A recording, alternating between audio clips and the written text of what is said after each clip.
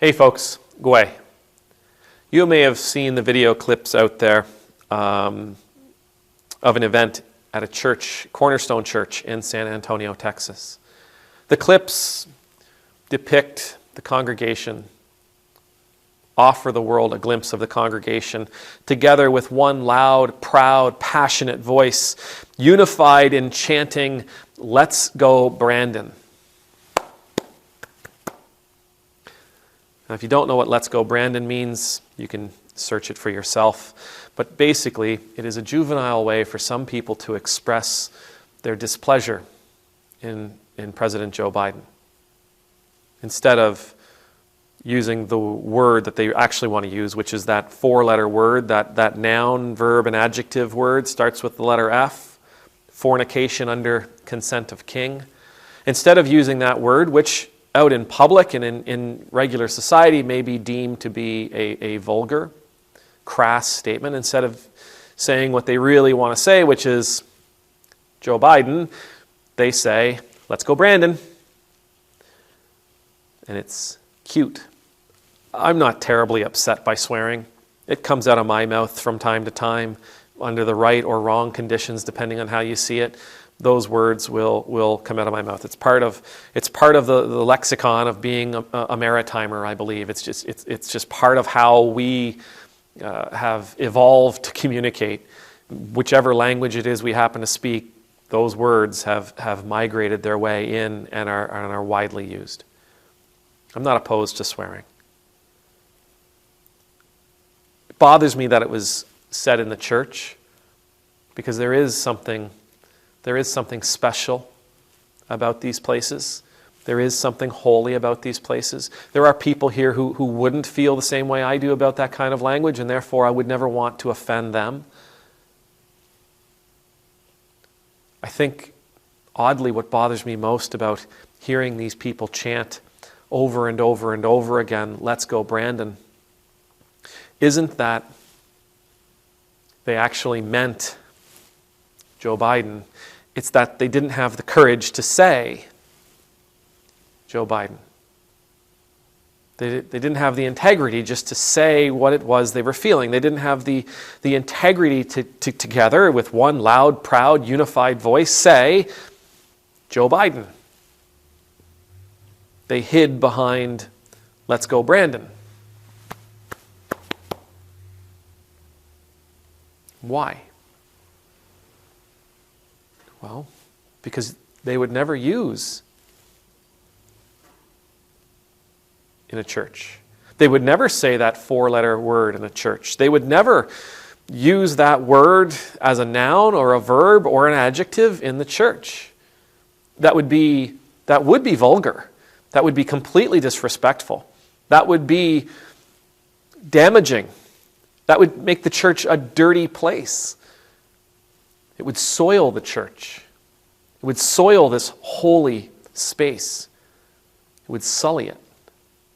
No, we need to treat the church, the building, the space, the sanctuary with honor and with respect. We need to treat it as though it really was holy. Imagine a kid in that church dropping that particular bomb. Man,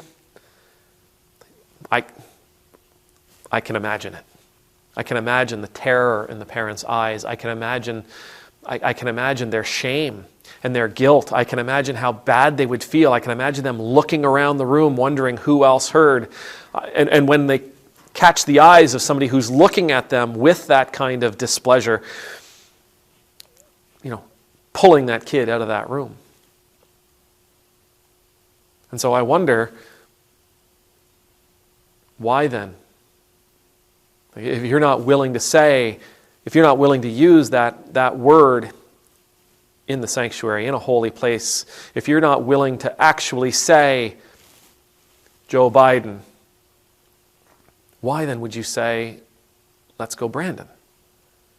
Why would they say, "Let's go, Brandon"? It means the same thing. I know what it means. You know what it means. Everybody knows what it means. Those people chanting those words in that church on that day, the leadership at the front of the church, The guy with the microphone in the suit going back and forth from the left, from the right, encouraging people to keep up the chant. He knew what "Let's Go Brandon" means. Don't you think God knows what it means? Jesus is really clear. God knows what's in our heart. Our actions and our words, they're all fine and good, but God knows what's in our heart. We may not be acting sinfully, but when sin is in our heart, that's what matters. But these folks somehow believe that God is fooled by "Let's Go Brandon," that their chanting of "Let's Go Brandon"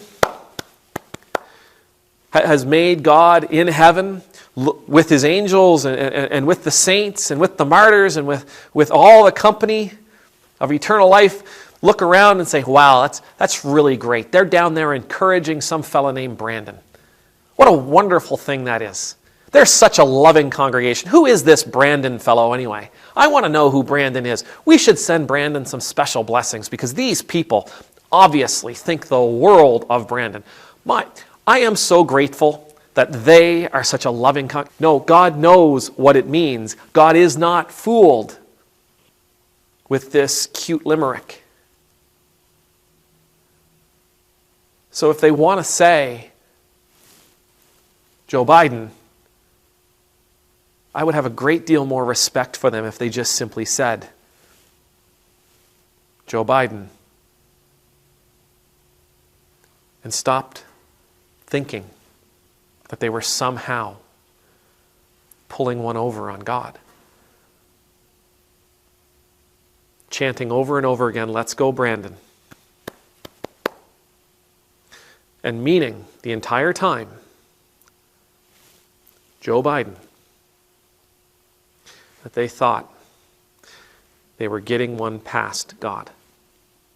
That they thought so little, that they think so little of God, that they believed they could fool God. That they think so little of God that they could use a word that they would never, under any circumstance, say in this holy place, hiding it under "Let's Go Brandon."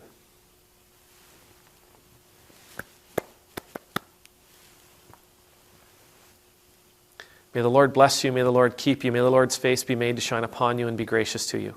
May the Lord's countenance be lifted up to you. May you always know the peace of being in the Lord's presence. And I pray that we would never try to pull the wool over the Lord's eyes.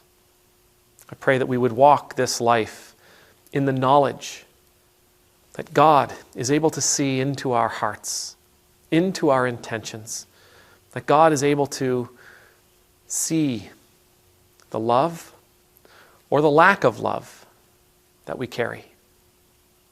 And that these things, ultimately, are the characteristics that say the most about us to God. Amen. Numultus.